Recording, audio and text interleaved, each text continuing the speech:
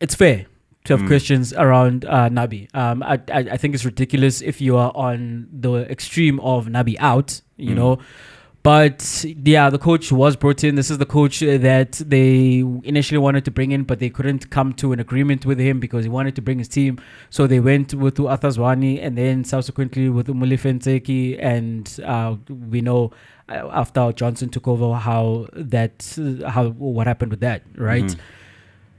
So they do then bring him in, and he is now in the building, and it's a good start. They start off with 2 wins in 2 matches in the PSL, and Kaizer Chiefs fans feel as though their lives are in danger, you know, and they need protection wherever they go because, man, like, what are they going to do with all this winning? And true to form, to the Kaizer Chiefs that we've seen in the last number of seasons, it's gone down, right? And in the match against Polokwane City, which they lost 2-0.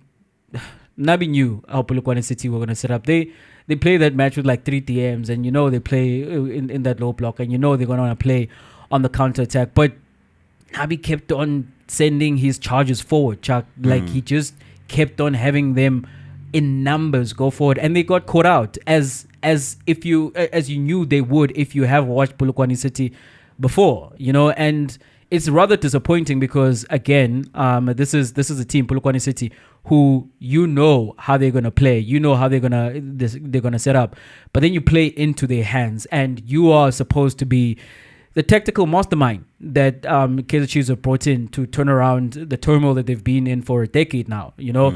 So for me, it's worrying that was the approach against Polokwane City. It's worrying that they've not managed to keep a clean sheet like in the Premiership at all. And now they sit at the very bottom as the team that has conceded the most goals in the PSL. And Chuck, you can't just look at that and think to yourself that, nah, it's okay, you know, or not worry about it. That is worrying. Where there are 16 teams in the PSL, and you mean to tell me that of all those teams, and there are teams that are struggling now, teams that are in the relegation zone, but you keep getting caught out. And where the defense is concerned, I do have to put it on the coach because those are his players in the defense.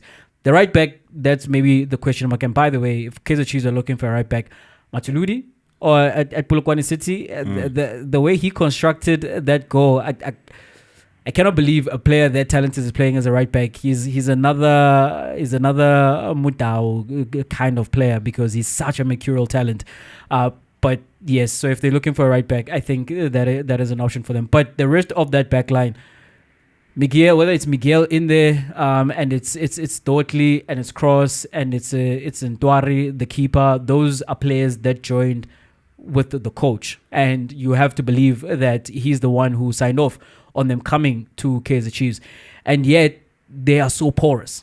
Chuck. And yes, of course, that does also go to the players in terms of how they're organizing themselves at the back. And maybe the onus does go on the players somewhat in terms of playing the situation of the game.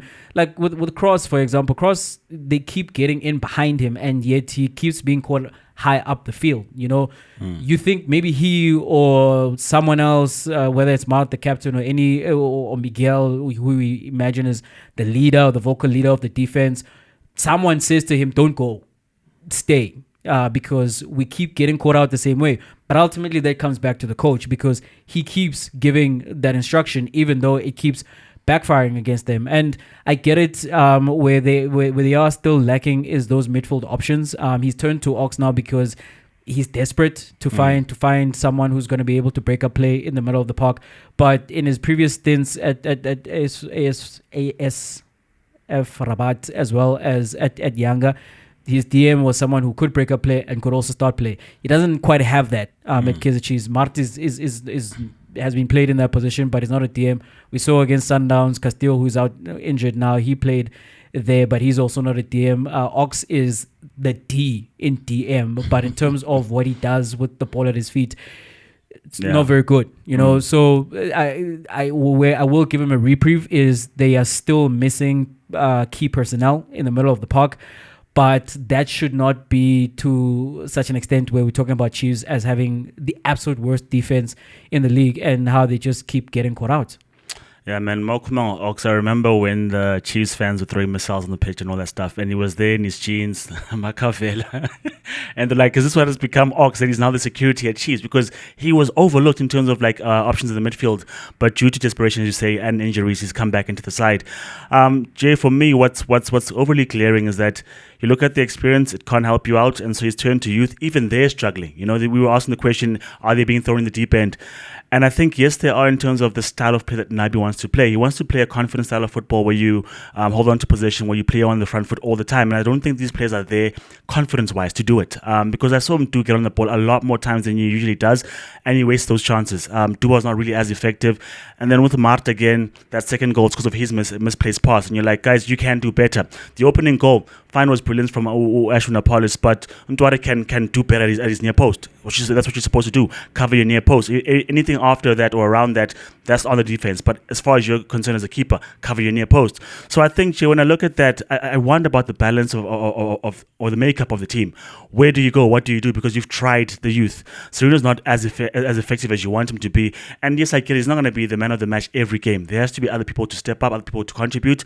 So I think they're in a fix in terms of the way they want to play their game. And I think he needs to pull in the reins a bit in terms of how they want to play, be more pragmatic, be more tactical in terms of your approach and play, because you can't be on the front foot all the time. Hence the number of goals conceded. You can't always bomb forward and think you're going to score at every given occasion. Yes, it's happened when you've played at Bloemfontein when they scored was it 3 against, is it who did they play in the Carling Cup first round? They did score 4. It was 4, yes. In a game against Supersport. Supersport with Vilagazi scoring. And when it does come together, it looks beautiful. But how often has it come together? And that's the question. How often has it come together? And if it doesn't, what's your plan B? Because as you're saying, Bradley Cross caught out of position, or Yusuf Mat is covering a lot of ground by himself. And I think this is where the issue is in terms of you can't give Ox the ball to build up play. You can't give it to Mark as well because then he doesn't have the confidence to play the passes that he should. And so they should. I think they should drop a bit deeper and try use their outlets. If Cross is going to go up anyway, let's use him as an outlet. Don't try to put the burden on Ox because he can't do it. He's clearly not capable of doing that. As his previous coach said, Bakakuti, when we signed him, we want him to destroy, to break up play. This passing game, we know we can't do. It's not his strength. And so we never asked him to do that. And so when you start asking us to do those jobs, and Yusuf Mart is he's filling 2 positions. He's filling a DM job because Ox not quite doing that job as well. And he's trying to do the creative work as well. I think with a guy who's low on confidence, it's a bit of a burden. So I think he needs to figure out how do we manage the game well. Because if you look at the game against Israel AM, if you manage that, you come away with 3 points. The pressure subsides. You guys get to breathe. But on the back of that, you consider goal early. You have to chase the game the entire time. So I think game management is important, and that's on the coach. It's not only on the players, it's on the coach in terms of, okay, Cross, we see you're a good player, but as far as someone else. We see what to do as a good player as well, but let's put someone else on the pitch. So I think managing that game, getting an early goal if you can. If not, save a point for yourselves. Don't always concede goals because you want to play this expressive front foot football. So I think the question marks need to be there, Jay, in terms of what is he giving us? What are we doing? Because as a Giant, Jay, you want to go forward. You can't stay in the same place. Hence, Man United are in the mud because Ten Hag came and he left, and then they've got the new coach, and then now Dean Ashworth, which we're going to cover later on, has left as well. You're like, we're a big team. We're supposed to be going forward. We're supposed to be where we think we are. And so Kaizer Chiefs have stagnated. I don't think when you brought in Nabi, you thought you're going to concede the most goals. Or at least if you do, score more then you're like, okay, we're an open team, but we get the job done. So question marks have to arise because they aren't going anywhere at this point. Yeah, and I think Chuck, he has to figure it out. And yes, that's a given, right? Because he's the coach. But the reason I say that is because the nature of Kaizer Chiefs and the lack of success in recent years and the response from the fans, right? I'll hop on about this until I'm in the grave. When Kaizer Chiefs dramatically lost that PSL title in the bubble, when Kambala did what he did and Sundowns came to pip them in that title chase, the raw facts read that Kaizer Chiefs, after having finished in 9th position the previous season, finished in 2nd, 2 points off of the title. But because of how that played out, where they were ahead by such a big margin, and then, yes, they pulled off a choke job and they were pipped, it left a visceral mark on the Chiefs fans to the point where they marched with a memorandum to the Chiefs management to say, no, get rid of Mirandop, And for me, that wasn't supposed to happen. But the thing is, this is the nature of the fan base of Kaizer Chiefs, that they are on the precipice.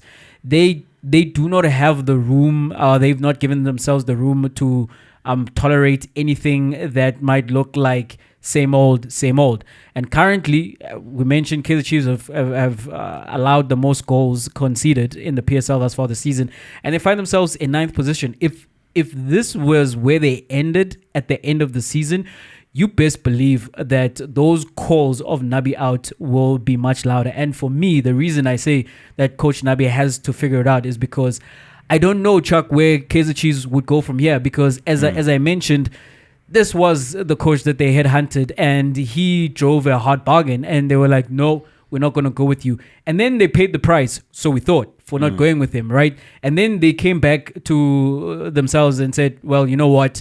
We are in a dire and desperate situation. We need to go get Nabi. And they got Nabi, and they got his people. They've gone and gotten his translator / assistant coach. They have catered to his every need.